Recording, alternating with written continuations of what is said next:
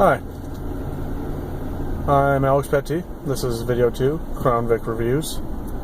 I was planning on doing a tour of the video, but I've got some things I've got to handle real quick. It is yet again May 17th, 2017, and I've got to get back to the hospital. My wife had her baby yesterday. So, anyway, I'm going to go through it. Things to watch with the CrownVic. Now, I mentioned earlier I had a windshield wiper failure. Okay. You get a lot of guys on YouTube that are going to tell you to replace the switch or replace the motor based on what they've been through. I'm going to save you a lot of time and headache, okay? Especially considering not everybody that owns a CrownVic has a lot of money. The cars are cheaply purchased and reasonably. You get a vehicle that's sometimes worth more than you pay for and sometimes worth less. I got lucky. Haven't always gotten lucky with it. So,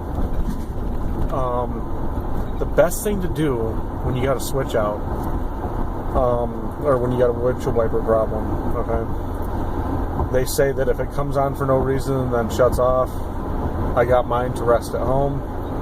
A buddy of mine who's a state certified mechanic, who's hanging out at my house, told me that he was just going to power probe it, figure out if power was getting to the motor. Now, the connection for the wiper motor is on the back firewall. There's a firewall right behind the engine. You can see it if you track it and pay attention. That's a little bit of a bitch to get to. But I would suggest before you go spending money to power probe this, because if you don't power probe it and you replace the switch, you might be in a world of hurt. Now, I've never said any automotive repair is in vain. The plus of it is you get a new switch. A lot of people point to the clock spring. YouTube videos can be misleading. I would say get it diagnosed. Spend a little bit of money to get it diagnosed. Sometimes it's $20. It can be as high as $100 for a diagnostic. Something simple like that. If you get a power probe, they're not expensive. They're fairly easy to find. And it's really, really simple to do. You turn the key on. You go through the different settings. And you check if you're getting power. The cheapest power probes plug into a cigarette lighter. This isn't what you want. You want one that's got a couple alligator clips on it, one you can connect to a positive and negative, so you can figure out if power's coming through it or not. Another issue with it is the horn. A lot of the times the horns on these are cut. In my case, it wasn't. We looked through about 4 different videos on YouTube from other CrownVic owners, and it turns out that they do tend to disconnect the horn on this, and what they do is they run a bypass, or sometimes they don't even bother with messing with the horn at all. What they typically can do is run new wiring and run into their loudspeaker or siren, depending on what you call it.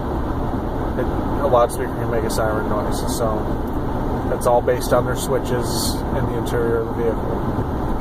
Issue with it is they do a lot of chop and remove with their old cruisers, so you can end up with a wire mess, an electrical nightmare. So what we did is we power probed the connections for the horn.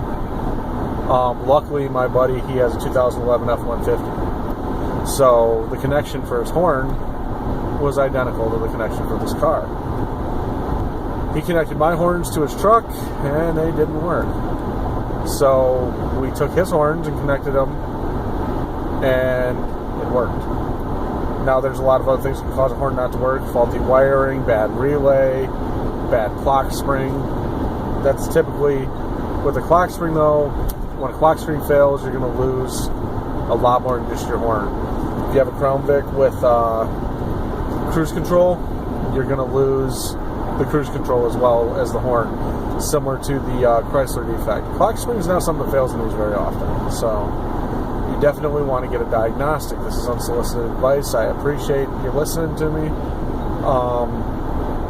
Now, I mentioned earlier, a lot of CrownVics have holes in their roof, and you get a decent police department with a mechanic that knows what he's doing.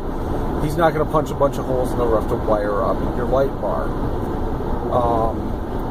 Typically, what you're going to find is if you have a mechanic, when the police department's going to sell these, they will turn around and they will if they're reputable and they have a decent mechanic, will remove the stuff properly.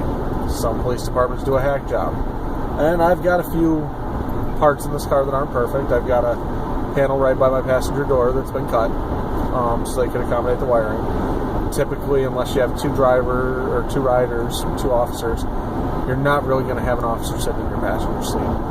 Another thing they did is when they removed the seat to remove their equipment, because the mount in the center for a CrownVic is typically going to be cut, or it's typically going to be mounted underneath the seats. They busted a bolt on the seat.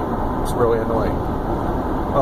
Another real piece of information for you is you got an airbag light on in your CrownVic. We're going to go over this too real quick. A lot of the times it has nothing to do with the airbag system. These cars have a tension sensor built into them. And the tension sensor senses the seatbelt. That's how it senses whether or not the airbag needs to be on. Now, if your airbag light is on, you want to correct this right away. Because if that airbag light's on, that airbag's not going to deploy. So, it's really, really simple. May take a little bit of muscle, but removing the seat and checking the connection under the seat for the tension sensor. A lot of the times it's just a busted wire. Sometimes you need a new sensor. Now, I'm in an area where CrownVics, typically their owners take care of them, and you don't see a lot of them in a junkyard. That's an issue I have. You've seen them pop up occasionally, but even something like U-Wrench It or LKQ, most of those have a secondary office, and that secondary office is going to grab anything that's worth money. So you got a car beyond 2004, or sometimes earlier, their office is going to grab and wholesale those parts. Now, when I say wholesale, I mean they're going to charge you a decent amount for it, so I might not have that definition correct. But the funny thing about CrownVics is there's a lot of them that are the same as far as typical body parts and whatnot. After 2005, the CrownVic changed. There were heavy upgrades to the chassis, heavy upgrades to the electrical, heavy upgrades to the computer. So they're, between 04 and 05, you're going to have a different car. A lot of the major changes ended in 2006. So when you see online from 98 to 2011, that's incorrect. I'm going to tell you that right now. Maybe headlights will work. Taillights, you can get them to work. Typically the turn signals in the back taillights for, say, my 09, they're all integrated. The older ones had a amber bottom to them. And that's something that if you ever take apart your CrownVic's taillights, you pull them off, you're going to still see that spot for those little bulbs. And the reason that spot's there is so they can have like strobes to them or whatnot. So that's all I've got for this video. I appreciate you watching. Thank you, and have a great day. And I'm going to go enjoy my son.